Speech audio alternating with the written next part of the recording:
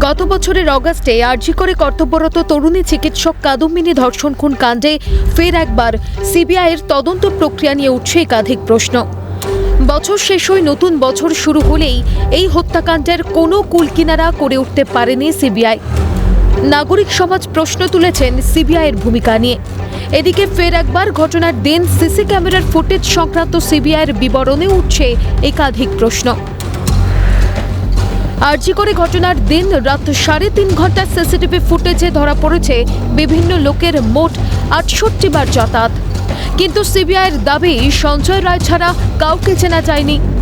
আরজিকর কাণ্ডের তদন্তে নেমে এমার্জেন্সি ভবনের 4 তলার পালমোনারি মেডিসিন বিভাগে থাকা একমাত্র সিসিটিভি 3.5 ঘন্টার ফুটেজ পরীক্ষা করেছে সিবিআই।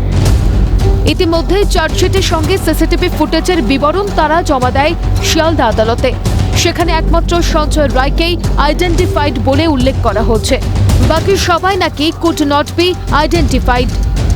সিবিআইয়ের বিবরণ অনুযায়ী 9 অগস্ট রাত 2:35 থেকে ভোর 5:51 পর্যন্ত প্রায় 3.5 ঘন্টা সিসি ক্যামেরার সামনে দিয়ে 68 বার যাতায়াত করেছেন বিভিন্ন জন, যার মধ্যে 3 বার যাতায়াত করেছেন ধৃত সঞ্জয় রায়।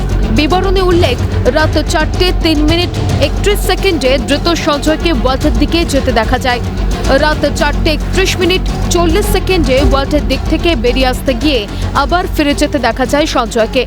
তারপর রাত 4:32:25 হেলমেট হাতে বেরিয়ে আসতে দেখা গিয়েছে সঞ্জয়কে। এদিকে বাকি যারা যাতায়াত করেছেন তাদের চেহারা, পোশাক সম্পর্কে বিস্তারিত বিবরণ উল্লেখ করলেও সিবিআইয়ের রিপোর্টে সঞ্জয় ছাড়া সকলেই কুড নট বি আইডেন্টিফাইড। কাউকেই নাকি চিনতে পারেনি সিবিআই। এমনকি গলায় স্টেথোস্কোপ ঝোলানো এক ব্যক্তির ছবিও ধরা পড়েছে বলে উল্লেখ সিবিআই রিপোর্টে, যদিও তাকেও কুড নট বি আইডেন্টিফাইড বলে উল্লেখ করেছে কেন্দ্রীয় এজেন্সি। বিষয়টি নিয়ে সরব চিকিৎসক মহল।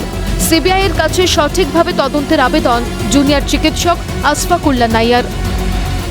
কাকে বাঁচানো কাকে লুকানো এই প্রশ্নটা তো আমরা করেই যাচ্ছি, এবং আমরা যতজনকে বলছেন সিসিটিভি দেখা গিয়েছে, যেভাবে দেখা গিয়েছে সিবিআই, আমরা তো প্রথম থেকেই বলছি যে কোথাও কি তদন্তের গাফিলতি নাকি কোথাও কারো লুকানোর জন্য এটা চেষ্টা চলছে, কোথাও ধামাচাপার চেষ্টা চলছে। এই প্রশ্নটা আমরা প্রথম থেকেই করেছি।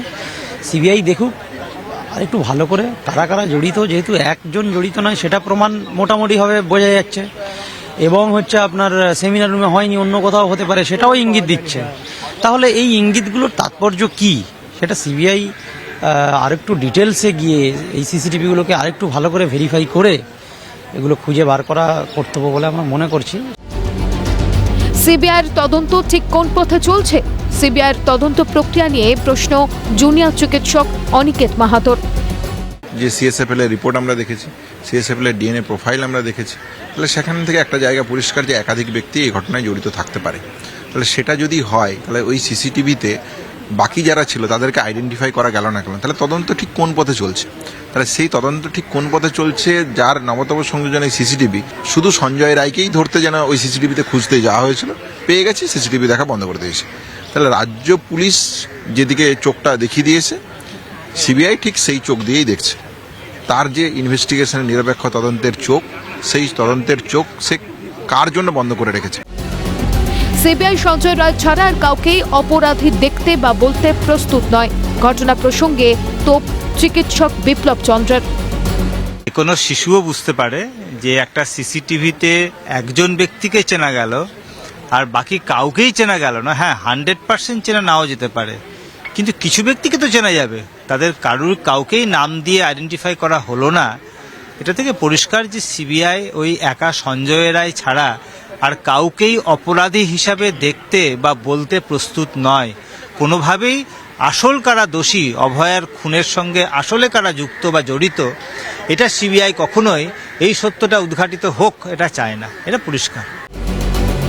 তদন্ত হচ্ছে বলে মনে হয় না, বিস্ফোরক দাবি চিকিৎসক তাপস প্রামাণিকের।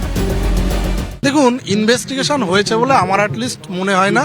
সিসিটিভি ফুটেজের যে রিপোর্টটা এসছে সেখানে 68 জন যাদের মুভমেন্ট দেখা যাচ্ছে তারা কারা হতে পারে? একটা হচ্ছে doctor, nurse, GDA staff, paramedics, security, এরা, আর তা বাদে বাকিরা হতে পারে কিলার, সেটা বা আউটসাইডার কিলার হতে পারে। এবার তাদের বাইরে তো আর কেউ হবে না। তো ওইটা আইডেন্টিফাই করতে পারেনি, তো তারা ট্রায়াল কেন শুরু করলো? কি এটা কি এখানে সার্কাস চলছে নাকি? তদন্তের নামে তো রীতিমতো সিবিআই সার্কাস। প্রশ্ন উঠছে, দ্রুত সঞ্জয় রায় ছাড়া বাকি যাদের ছবি সিসি ক্যামেরায় ধরা পড়েছে তারা আসলে কারা?